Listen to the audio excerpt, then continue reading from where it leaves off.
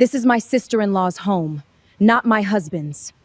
He's just a school teacher living off this family's kindness.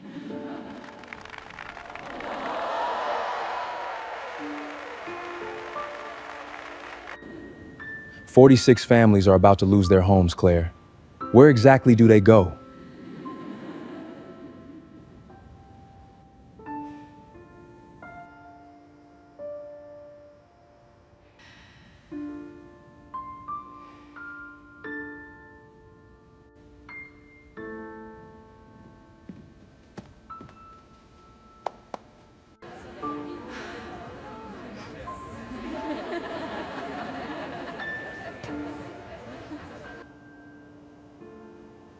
You'd better go, Daniel.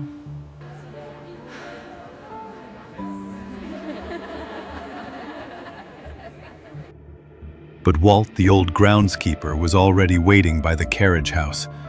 He quietly pressed a heavy brass key into my palm, worn smooth with age, his eyes carrying something he wasn't saying out loud. That key didn't open any door I'd ever known in that house. And what was hidden behind it was about to expose a secret my wife and sister had buried for 15 years. Daniel Mercer was 38 years old, and he had built his entire adult life on one steady belief that quiet decency mattered more than volume. He taught 11th grade American history at a public high school on Rutledge Avenue in downtown Charleston, South Carolina. He drove a 9-year-old Ford pickup with 211,000 miles on it. He graded essays at his kitchen table with a cup of coffee going cold beside him, and he believed all the way down in his bones that a man's worth had nothing to do with what he owned. That belief was about to be tested in front of 40 strangers holding champagne flutes. It happened on a warm July evening at Ashburn Hall, his family's 200-year-old estate on John's Island, 15 miles from where Daniel had grown up watching his father walk the property line at dusk. String lights hung between the live oaks, a jazz trio played near the reflecting pool. And there she was, my wife, Claire Mercer, standing at a podium in a cream silk dress, announcing to a room full of investors that Ashburn Hall, his sister's house, his father's legacy, 46 neighboring families' entire way of life, was being sold for $180 million. Daniel stood up to object. 2 men in dark suits were at his elbow before he'd finished his second sentence. Here's the part that should make you sit up a little straighter. The woman who ordered him off that property had no idea what was locked inside it. Neither, for that matter, did Daniel. Not yet. Before we get into the story, sit with one thought, because it's going to matter later. Sometimes the person who looks most powerless in the room is the only one who already knows how it ends. Now, let's rewind to 3 hours earlier, before any of this had happened. It was the kind of low-country evening that made you forgive the heat for the whole rest of the summer. The sun dropped low and orange over the tidal creek behind Ashburn Hall, turning the marsh grass to copper. Spanish moss hung still in the live oaks lining the crushed oyster shell driveway. The same driveway that had crunched under wheels for 200 years. Somewhere past the boxwood hedges, a mockingbird worked through its whole repertoire, showing off for no one in particular. Daniel had arrived early, the way he always did. He liked to walk the grounds before an event started, before the noise came. He stopped near the old smokehouse, half swallowed by wisteria now, and thought about his father, gone 8 months, and the way Samuel Mercer used to stand in that exact spot, with his hands in his coat pockets, looking at the land like it owed him an explanation. And he was patient enough to wait for it. Inside, caterers set out trays of she-crab soup and pimento cheese toast. Rebecca, his older sister, who'd lived in the main house since their father's passing, moved through the rooms in a dark green dress, checking place cards, her face doing the thing it always did when she was holding something back. Calm on the surface, working underneath. Across the room, Claire caught her eye once, just once, and something passed between them too quick for Daniel to name the kind of shorthand only 15 years of friendship builds. Ever since Rebecca had introduced the two of them at a Charleston Law Society mixer, neither of them had wanted to attend. "You look nervous," Daniel told her, straightening a crooked frame on the hallway wall, their father on the porch steps in 1987, one hand on the railing, like he was bracing the whole house up by himself. "I'm not nervous," Rebecca said. "I'm careful, there's a difference." He didn't think much of it.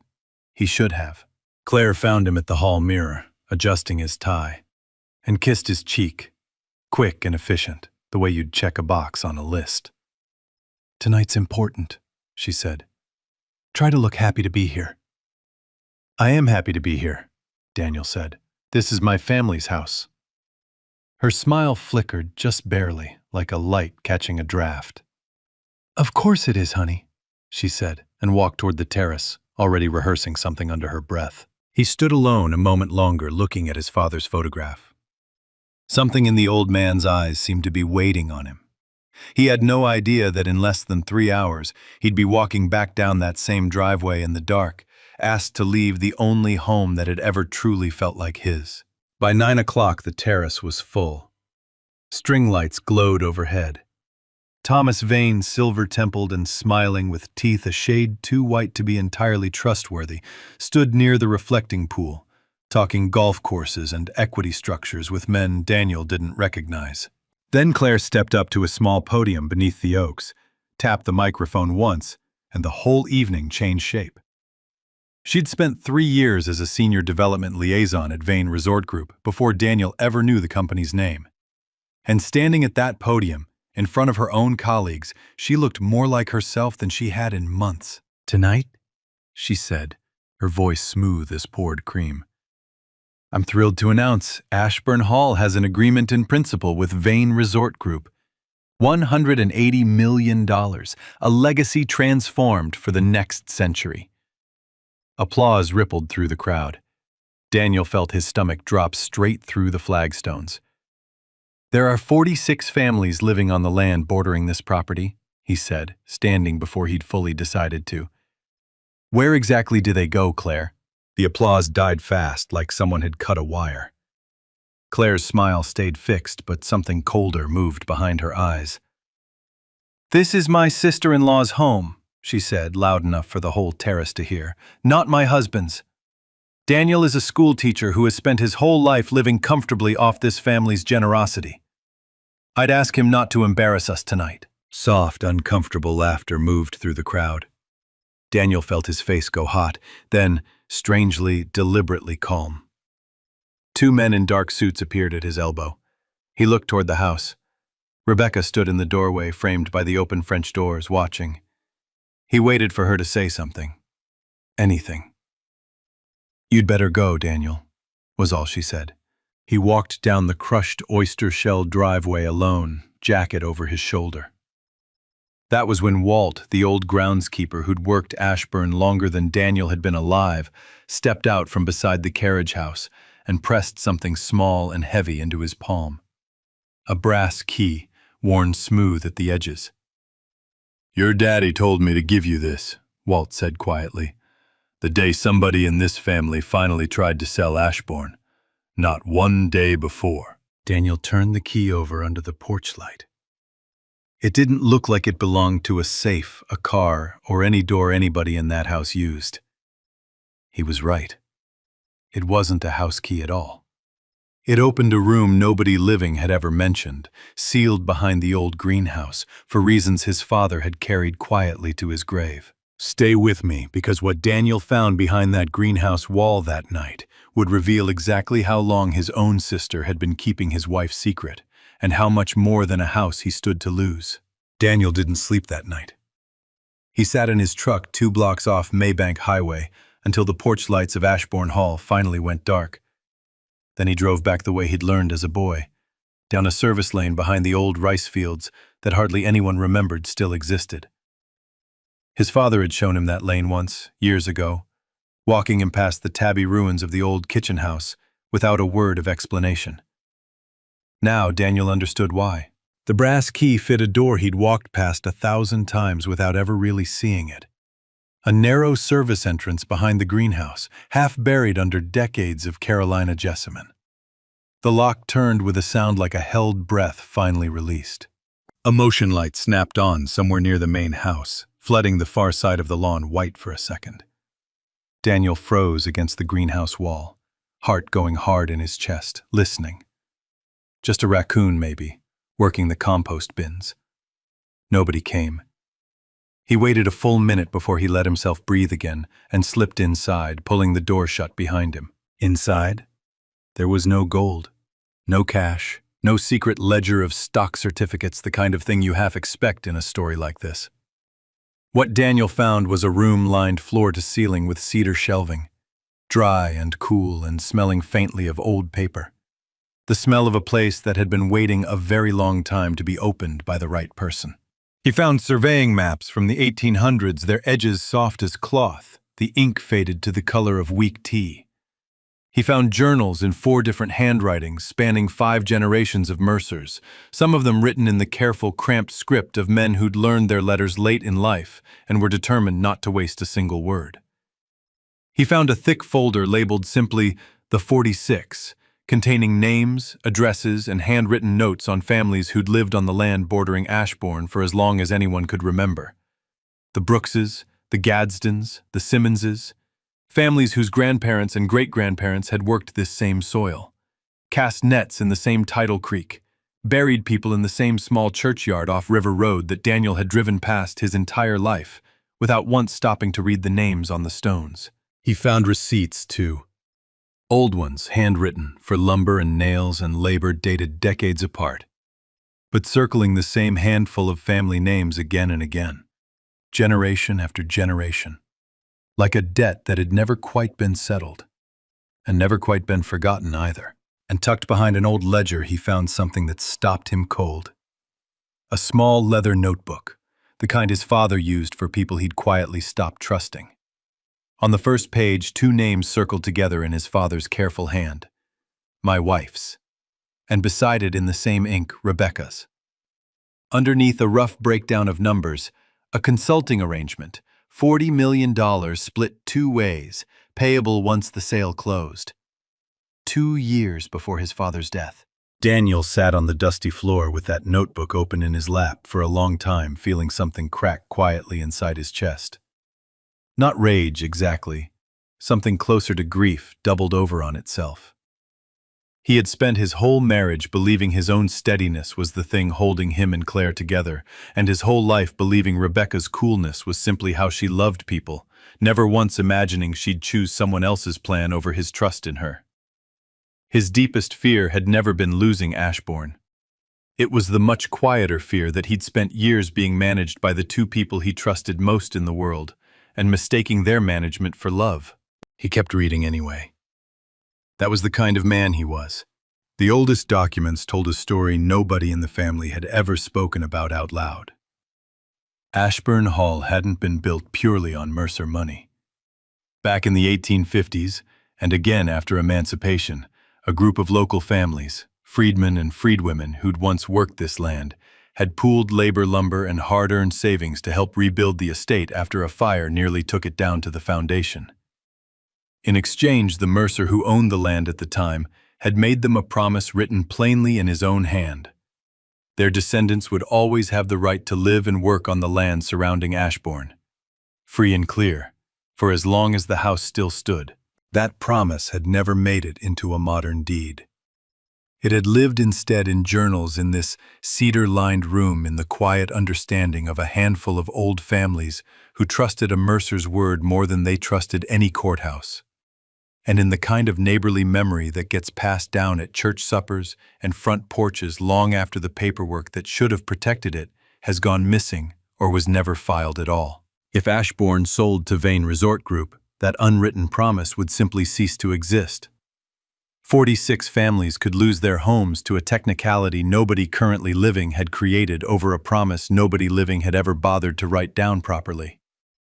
Daniel sat back against the shelving, the weight of it settling into him slow and heavy like water filling a low place in the ground.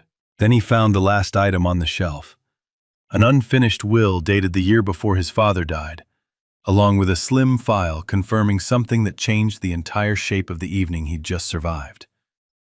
Rebecca did not actually own Ashbourne Hall. She was listed only as an interim trustee, granted the right to live in the house and manage its daily affairs until a final legal condition was satisfied. She had no authority under the terms his father had drawn up to sell the property to anyone. Not to Vane Resort Group, not to Claire, not to anyone at all, which meant that everything that had happened on that terrace, the announcement, the champagne, the applause, had been built on a sale that legally could never have gone through in the first place. Daniel sat with that for a long moment, turning it over. Rebecca had no authority to sell Ashbourne, which meant that standing in that doorway, she'd known the entire announcement was built on nothing. She'd let Claire say it anyway. She'd let 40 strangers believe it. And she'd told her own brother to leave rather than tell any of them the truth. He thought of Rebecca's face that evening, calm on the surface, working underneath the same careful stillness he'd always mistaken for steadiness. He understood now it wasn't steadiness at all. It was practice. Whatever she and Claire had built together over 15 years of friendship, it had apparently made room somewhere along the way for a version of him that didn't need to be told anything true. There was one more thing in the folder. A business card, slightly yellowed, for a lawyer named Evelyn Shaw, with a Broad Street address in downtown Charleston, and a single line in his father's handwriting beneath it. If Daniel ever finds this room, send him to her. She'll know what the key means. Daniel closed the folder, turned off the small brass lamp, and locked the door behind him the same way he'd found it. He drove back across the island under a sky full of stars, past darkened farmhouses that had no idea their whole future was sitting folded in a manila envelope on the passenger seat of a schoolteacher's pickup truck. He didn't call Claire that night. He didn't call Rebecca either. He had a lawyer to find on Broad Street in the morning, and a growing feeling that whatever his father had built into this quiet, unfinished will wasn't designed to hand Daniel a fortune at all. It was designed to hand him a decision that could cost him everything he thought he wanted. And that decision was about to get a lot more complicated the moment he sat down across from Evelyn Shaw. Rebecca spent 15 years as Claire's closest friend, and she used that friendship to help sell her own brother's family out from under him. Team Rebecca years of unpaid caretaking earned her the right to want something for herself. Team Daniel, nothing earns you the right to sell out your own blood. Drop your team below. Evelyn Shaw's office sat above a jewelry shop on Broad Street in one of those narrow Charleston buildings where the floors slope slightly and the window air conditioner has been losing its fight against the low-country humidity since the Reagan administration. She was 61, small and unhurried, with dark red glasses and a leather satchel older than Daniel was. She'd been his father's attorney for 19 years, and she looked at the brass key in his palm the way most people look at a photograph of someone they'd loved and lost. Below the window, a horse-drawn tour carriage clopped past on the cobblestones, the guide's voice rising and fading some rehearsed line about rice planters and hurricanes. Evelyn didn't seem to hear it anymore. She'd clearly stopped noticing years ago. Daniel found his hand gripping the arm of the chair a little too hard, the same grip he remembered from his father's hospital bed rail, waiting for a doctor to say something he could still argue with. "Your father wondered how long it would take," she said, setting the key gently on a velvet cloth, like it might still be worth something to somebody. "He hoped it would be you who found it. Not Rebecca. You." "Why me?" "Because Rebecca solves problems by controlling them," Evelyn said. "And you solve them by walking away from them. Your father needed someone who'd eventually stop walking." She pulled a thick folder from a locked drawer and explained in the plain, unhurried language of someone who has delivered hard news for a living and long ago stopped softening it out of habit, exactly what Samuel Mercer had built. His final will had never been completed as a single document. It existed in two halves that could not function without each other. Rebecca held the right to live in Ashbourne Hall and manage its daily affairs as interim trustee, but not the authority to sell it. Daniel held the brass key which activated the will's final clause. "I know how it sounds," Evelyn said, watching Daniel turn the key over in his hand. "A key deciding the fate of a 200-acre estate. But your father built this as a condition precedent a specific, verifiable act a beneficiary must perform before a trust provision takes legal effect. Courts uphold them all the time. 2 estate attorneys drafted this language, and a probate judge reviewed it before he passed precisely so nobody could challenge it later. It's unusual. It isn't unenforceable. Neither of you was ever meant to hold Ashbourne alone, Evelyn said. Your father knew Rebecca would protect this family's name at almost any cost, and he knew you would protect your own conscience at almost any cost. He built a will that forced you both to choose which kind of cost you could actually live with. Daniel had 21 days. Option 1. Approve the sale to Vane Resort Group and receive 40% of the proceeds, roughly $72 million. Option 2. Sign over full control to Rebecca and step away entirely, keeping the peace and nothing else. Option 3. Activate what his father's documents called the Ashbourne Covenant, converting the estate and its surrounding acreage into a permanent community land trust. The covenant came with a price nobody would call generous. No proceeds from any sale ever. Rebecca would have to vacate most of the main house. Daniel would be required to chair the trust unpaid for 10 years, and the Mercer family, after 200 years, would own none of it ever again. Daniel sat with the folder open on his knees and felt something he hadn't expected. Not relief at having an answer, but quiet dread at realizing there wasn't a clean one. His whole life he had avoided exactly this.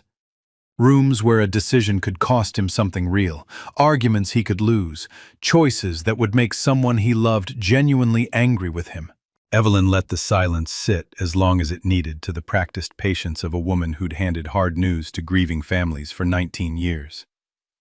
Then she closed the folder gently, the way you'd close a door on a room somebody wasn't quite ready to leave. Take the 21 days, she said. Your father didn't build in a deadline to rush you. He built it in because he knew you'd need a good enough reason to finally stop being reasonable. He drove home with the folder locked in his glove compartment, and no idea yet how much harder the next 21 days were about to become. By the following morning, Claire had already moved. A Charleston news segment ran a story built around a video clip from the terrace cut to show only Daniel standing and raising his voice, with none of the applause. None of Claire's own words. None of the 46 families he'd been trying to protect. The caption called him an estranged husband, attempting to seize his sister's inherited estate.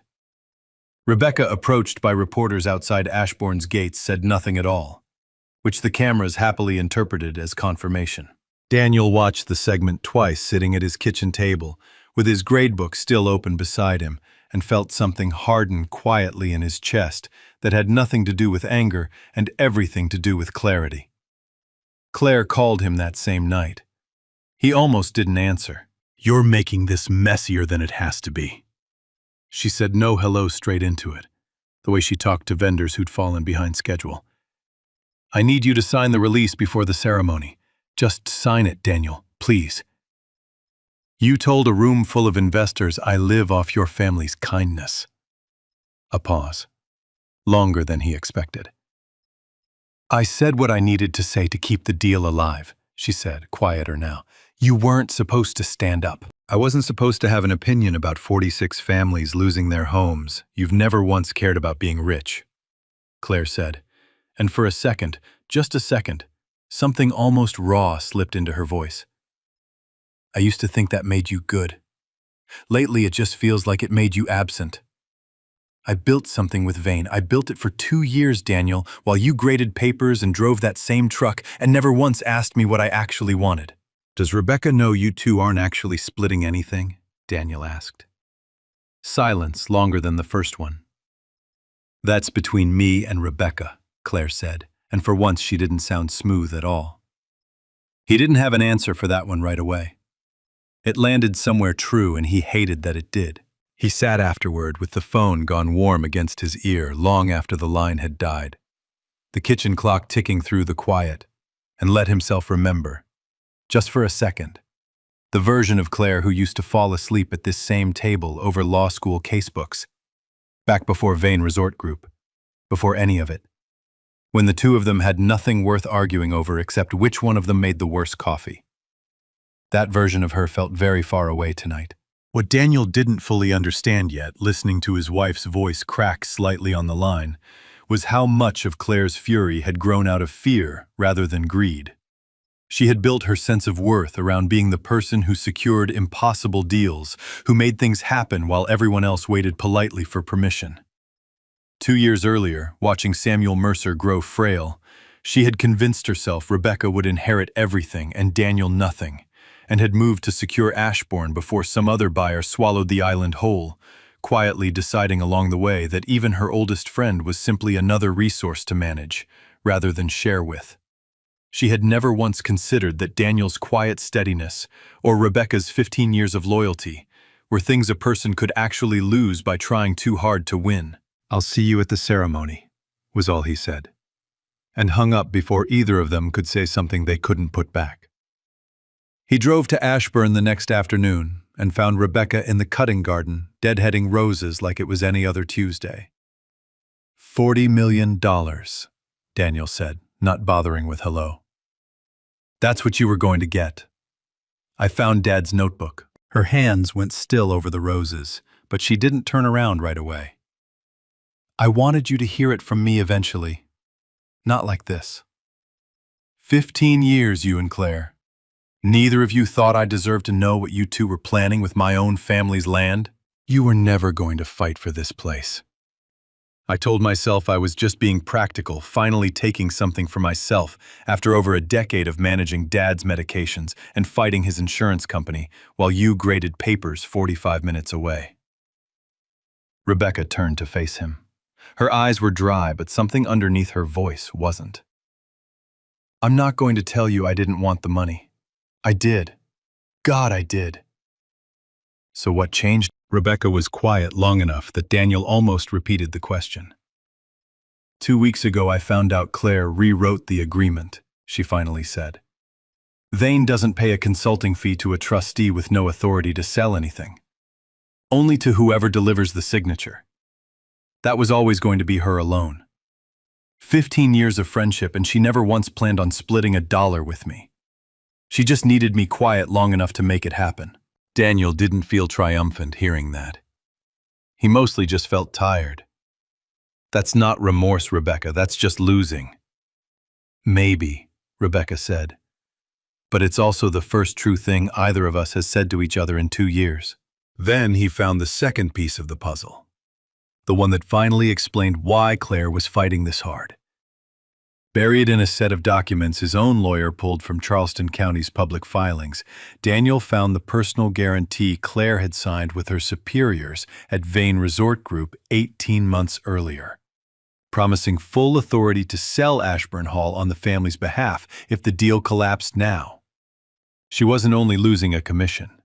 She was personally liable for a substantial advance the company had already paid out on her word, and likely facing termination for misrepresenting an ownership stake she'd never actually confirmed. My wife wasn't only chasing money anymore. She was fighting to keep her entire career from collapsing in front of the same people she'd spent years trying to impress. That should have made Daniel feel something like sympathy. Mostly, it just made the whole thing sadder. There was one more piece still sitting heavy on him. One he hadn't told anyone. Not Evelyn, not Rebecca. Not even Claire, though she of all people should have already known. His son, Noah, 11 years old, had a chronic condition that required an ongoing treatment plan. Their insurance only partially covered. The $72 million from a straight sale wouldn't just be comfortable. It would mean Noah never had to think about the cost of his own care again. Not for the rest of his life. Daniel sat with that fact the way you sit with a stone in your shoe you can't quite ignore. He thought about Noah's quiet, careful way of asking questions the doctors didn't always want to answer, the way the boy had learned far too young to read a room for bad news before anyone said a word. Protecting 46 families he'd never met against protecting his own son's future wasn't a story with an easy villain in it anymore. It was just a father doing math late at night with no answer that didn't cost somebody something. As the 21 days wound down toward their final week, an invitation arrived by courier. Heavy cardstock, gold lettering, a final signing ceremony at Ashbourne Hall, open, press, full investor attendance. Rebecca listed as the presiding family representative. Daniel turned the invitation over twice in his hands, the same careful way he'd turned over the brass key 3 weeks earlier. As if handling it slowly enough might tell him something. The words on the page wouldn't. He called his sister that evening, the first time either of them had picked up the phone since walking away from each other in that cutting garden with nothing resolved. She picked up on the first ring, and the first thing she said wasn't hello. It was, "Bring the key, Daniel. Whatever you decide, bring the key." Something in the way she said it, steady and deliberate, told him this ceremony was not going to end the way anyone standing on that terrace expected. Because in less than 48 hours, Rebecca was about to stand in front of every investor in Charleston and say the one sentence Daniel never saw coming. The ceremony was set for a Saturday afternoon on the same terrace where Daniel had stood 3 weeks earlier and watched 2 men in dark suits escort him off his own family's land. This time the crowd was 3 times as large. Investors, city officials, a cluster of reporters near the boxwood hedges, and standing quietly near the edge of the lawn, a small group Daniel hadn't expected: Lena Brooks, 72 years old, in a floral cotton dress and a hand-knit shawl, flanked by a dozen neighbors whose families appeared in that folder marked the 46. The afternoon heat pressed down thick and wet. The kind of heat Charleston natives stopped noticing by July, and someone had propped the French doors wide to catch whatever breeze came off the marsh. Daniel caught the smell of cut grass and warm boxwood, the same smell that had followed him down this exact stretch of lawn 3 weeks earlier with a stranger's hand at his elbow. His shirt was already sticking to his back before Rebecca ever reached the podium. Rebecca stood at the podium in a charcoal suit composed unreadable. Evelyn Shaw sat at a small table nearby with a leather folder in front of her. Claire stood near the front row, close enough to Thomas Vane that Daniel understood without needing to be told exactly whose side she believed she was standing on. Rebecca tapped the microphone. "I've made my decision," she said, and Daniel felt the ground tilt under him for the second time in 3 weeks. "I've decided to move forward with the sale." For one long, terrible second, Daniel believed her completely. He thought about the folder in his glove compartment, the 21 days, all of it, and felt something in his chest go quiet and cold. The particular stillness of a man watching a door close from the wrong side of it. Then Rebecca did something nobody in that crowd expected. She turned to Evelyn Shaw and said, "Before anything is signed, I'd like our father's attorney to read the full terms of his final will. Publicly. To everyone here." Daniel understood exactly what his sister was doing because she'd all but told him in the cutting garden 2 weeks earlier. This wasn't the woman who'd quietly agreed to split $40 million behind his back. This was a woman who'd learned exactly what 15 years of friendship had actually been worth to Claire, and who intended to make sure Claire lost everything in the open in front of every camera in Charleston, the same way she'd once been willing to let Daniel lose everything in the open too. It wasn't pure revenge, and it wasn't pure guilt either. It was both tangled together the way real remorse usually is. And for the first time in weeks, Daniel found he could almost recognize his sister again. Evelyn Shaw opened her folder and read the will's true terms aloud plainly, without drama, the way she'd explained everything to Daniel 3 weeks earlier, above the jewelry shop on Broad Street. She explained that Samuel Mercer had not left Ashburn Hall to either of his children. He had left it contingent on one condition, to an organization that did not yet exist, the Ashbourne Community Trust. That trust would only come into being if Daniel chose of his own free will to activate it, using the brass key his father had entrusted to a groundskeeper years before his death. If Daniel refused, or simply did nothing, the trust would never form at all, and Ashbourne would eventually pass to Rebecca outright once her interim trusteeship expired, free for her to sell, however she and Claire had always planned. A murmur rolled through the crowd. Thomas Vane's easy smile had gone thin and tight around the edges. Claire turned to look at Daniel with an expression he hadn't seen from her in years, something that looked almost like fear. My wife crossed the lawn before Evelyn had even finished folding the papers away. "Let's talk," Claire said quietly, close enough now that the reporters couldn't hear. "A real conversation, not a performance." She didn't apologize, not exactly, but her voice had lost its podium polish entirely. We signed the sale. We set aside enough to fund some kind of housing trust for these families, a real one with lawyers, with protections. We keep the rest for Noah's care. For us. We start over without the money being the thing standing between us every single day. It was, Daniel had to admit, a reasonable offer. Not cruel, not even dishonest. Just reasonable in the particular way that reasonable things can still ask you to trade away something you can't easily name a price for. He was still considering it, genuinely considering it, when Lena Brooks stepped forward from the edge of the crowd, moving slowly on the uneven lawn, and pressed a folded, yellowed letter into his hands. "My grandmother kept this her whole life," Lena said. "She always said a Mercer would need it again someday. I didn't know it'd be this one, but here you are."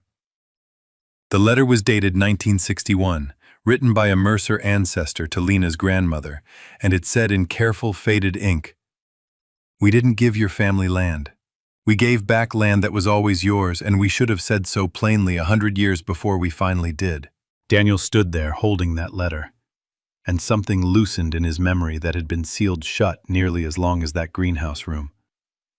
He remembered suddenly and completely finding a very similar letter as a 10-year-old boy, exploring the same grounds, and bringing it straight to his father. He remembered asking in the plain, unfiltered way only a child can manage, "If this house was built by everybody's hard work, why does only our family get to own it?" He had asked his father that question 30 years before this ceremony, then forgotten it entirely after a bad fall from the dock the following summer left him with weeks of concussion and a gap in his memory he'd never thought twice about since. His father hadn't built this will as some elaborate trap to punish his children. He had spent the rest of his life quietly trying to answer a question his own 10-year-old son had asked him in good faith, and had simply never gotten the chance to say so out loud before he died. What Daniel wanted more than the money, and more than being right, was to stop being a man who let things happen to him. $72 million would have erased every hard conversation with an insurance adjuster for good. And he let himself feel the full weight of that without flinching, the way he'd never let himself do before. But the deeper fear wasn't losing Noah's security. It was discovering at 38 that the question he'd asked his father as a 10-year-old boy had been the truest thing he'd ever said, and that he'd spent 30 years since then avoiding exactly the kind of decision that question demanded. Both his son's future and 46 families' unwritten promise were real and true at once. And standing there, he finally understood his father hadn't built this will to trap him. He'd built it to give Daniel one more chance to answer his own question honestly. For half a second, standing there with the letter still warm from Lena's hand, Daniel saw Noah at 4 years old, small and stubborn on the Ashbourne dock, refusing to be carried the last 20 feet because he'd wanted to have walked the whole way himself. His father had laughed and let him do it. 20 extra minutes of a toddler's careful, wobbling steps, because some things a person needs to have actually done, not simply been given. Daniel understood, watching that memory pass behind his own eyes, exactly which kind of man he still wanted to be for his son. "I can't sign it, Claire," he said quietly. "Not because I don't understand what it would mean for Noah, because I do.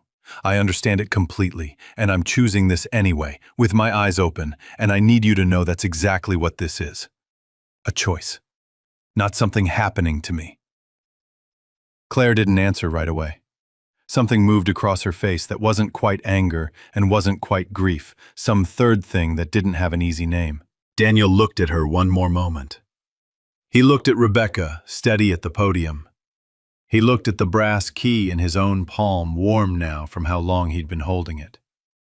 Then he walked to the small table where Evelyn Shaw sat waiting, turned the key over to her, and said the words that activated the Ashbourne Covenant in front of every camera on that lawn. Ashbourne Hall belonged to no one now.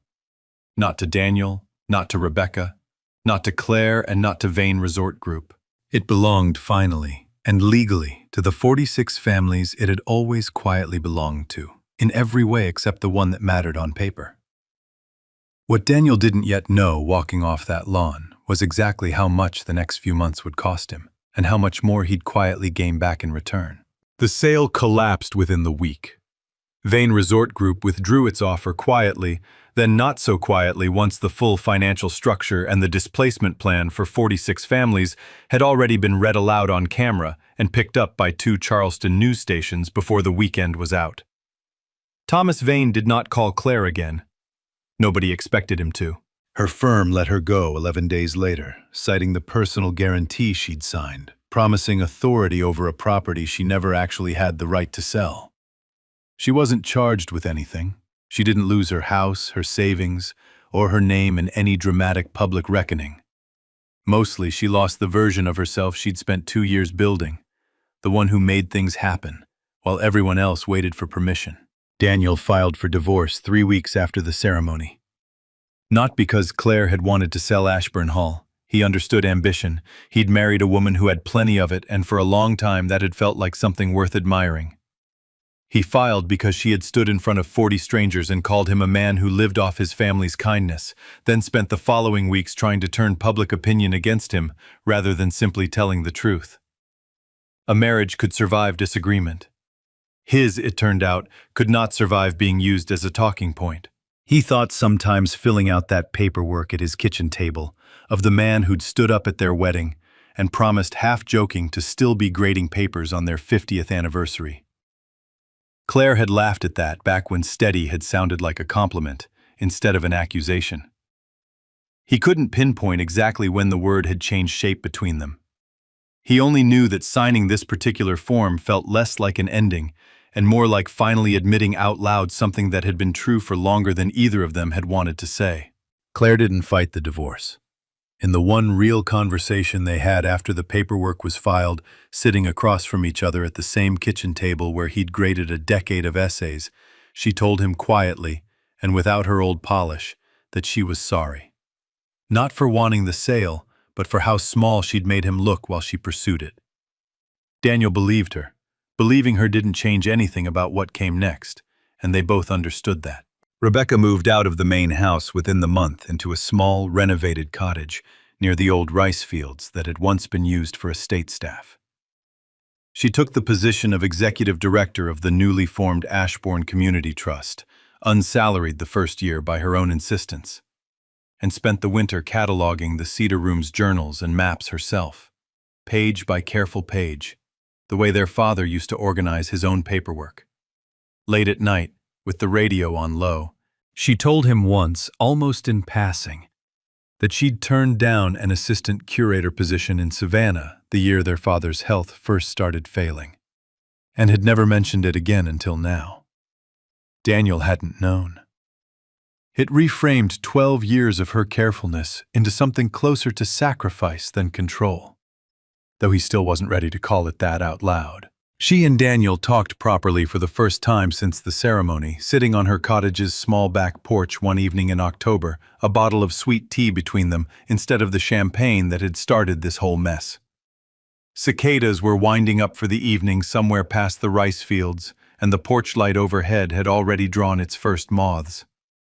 Rebecca turned her glass slowly in her hands, condensation running over her knuckles, watching the fields instead of him. "I keep thinking about the garden," Rebecca said. "How long it took me to just say it out loud." "You said it eventually," Daniel said. "That's more than Claire ever did."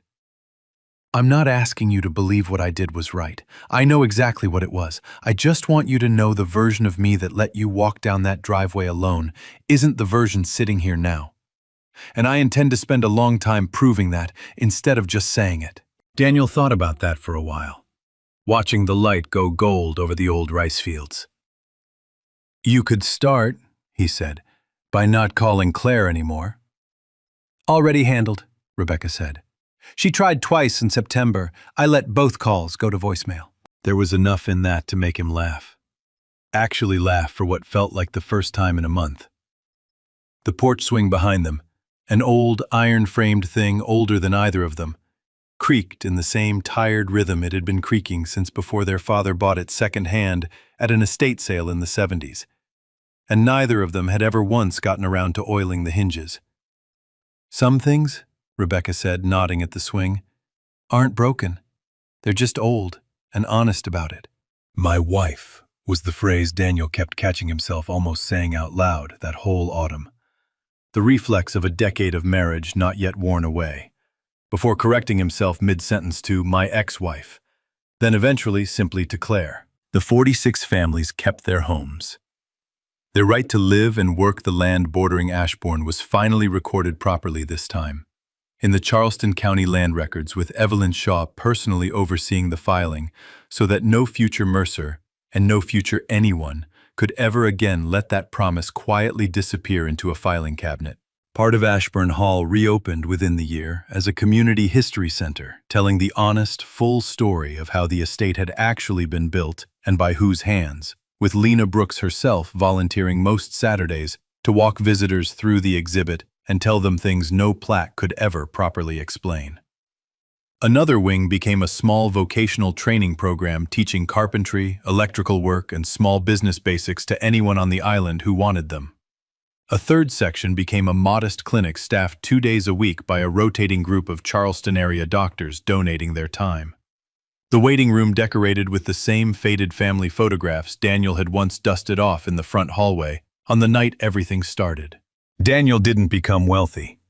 He kept teaching 11th grade American history on Rutledge Avenue, and he chaired the trust's board without pay through its first difficult year, learning slowly and without much grace at first how to run meetings, settle disagreements, and make decisions that didn't have an obvious right answer. Noah's treatment costs weren't solved by any inheritance at all. They were carried instead by a combination of the community clinic's sliding scale program and a modest fund the trust itself set up in its first year, built from small individual donations rather than one enormous windfall. It wasn't the $72 million. It was enough, and it came from people who had chosen one small contribution at a time to look after each other. Daniel drove Noah to the clinic himself most Tuesdays now, the two of them working through vocabulary flashcards at red lights, the way they used to before any of this started. "Do you miss the big house?" Noah asked him once, not upset, just curious, the way kids ask about weather. "I miss Ashbourne being simple," Daniel told him. "I don't miss the house." Noah seemed to think that over, then went back to his flashcards, satisfied the way only a kid who trusts his father's answers can be. Not every hard thing got solved by a will. Daniel had learned that much for certain. But some things, it turned out, didn't need to be solved by a single document at all. They only needed somebody willing to finally tell the truth about them out loud in front of everyone who'd spent generations pretending not to notice.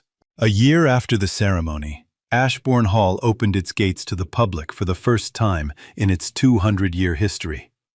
And Daniel stood at the edge of that same terrace, watching a very different kind of crowd gather beneath the same live oaks. What his sister asked him that afternoon, standing in the exact spot where he'd once been told to leave, would finally put words to everything he'd given up and everything he'd gained instead. The lawn at Ashbourne Hall was full again, but it sounded nothing like it had a year earlier. No champagne flutes clinking, no jazz trio working through smooth, forgettable standards for people who weren't really listening anyway. Instead, there were children running between the live oaks with paper programs from the History Center clutched in their fists, teachers from 3 different island schools comparing notes on a field trip, and Walt, the old groundskeeper, showing a cluster of kids exactly which oak branch was safe enough to climb. Rebecca found Daniel near the reflecting pool in almost the same spot where Claire had once stood at a podium and announced the end of everything he thought he understood about his own life. "Do you ever miss the money?" Rebecca asked. Not gently, exactly. She'd never been a gentle asker, just honest. Daniel thought about it. Actually thought about it, the way he tried to think about most things now, instead of answering too fast. "Yes," he said, "some days more than others, but missing something doesn't mean I chose wrong." Rebecca nodded slowly, watching a little girl chase her older brother past the old smokehouse, both of them laughing at something. Only children find that funny. "Noah's clinic visit went well this week," Daniel added.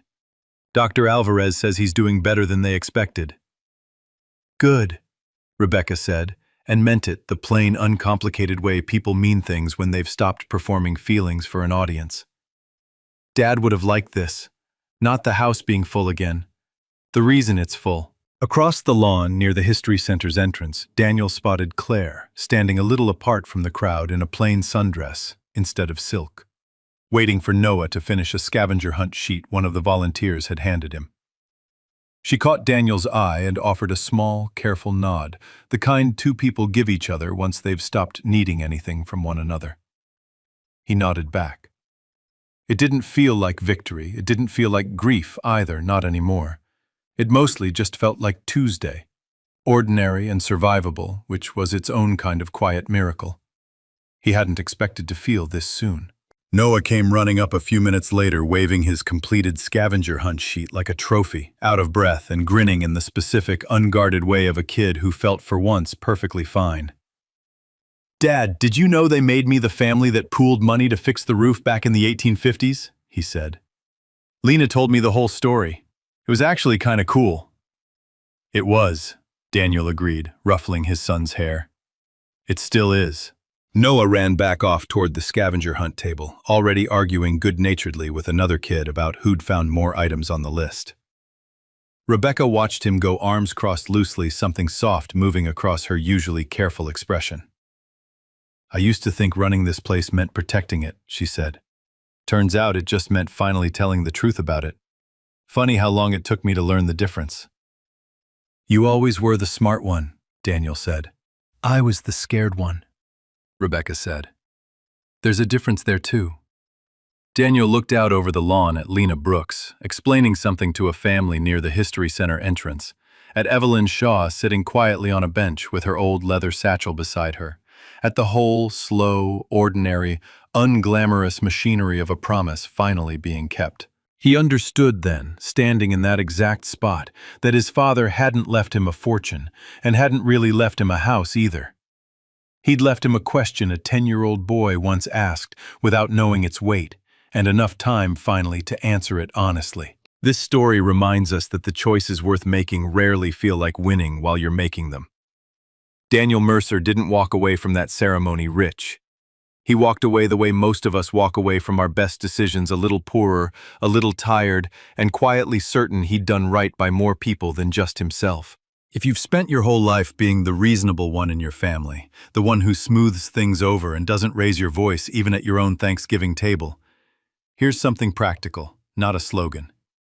The next time somebody in your family makes a decision that touches people who aren't even in the room, ask one plain question out loud, the way Daniel did at 10 years old. You don't need a law degree or a fortune for that. You just need to be willing to sit with the silence that follows.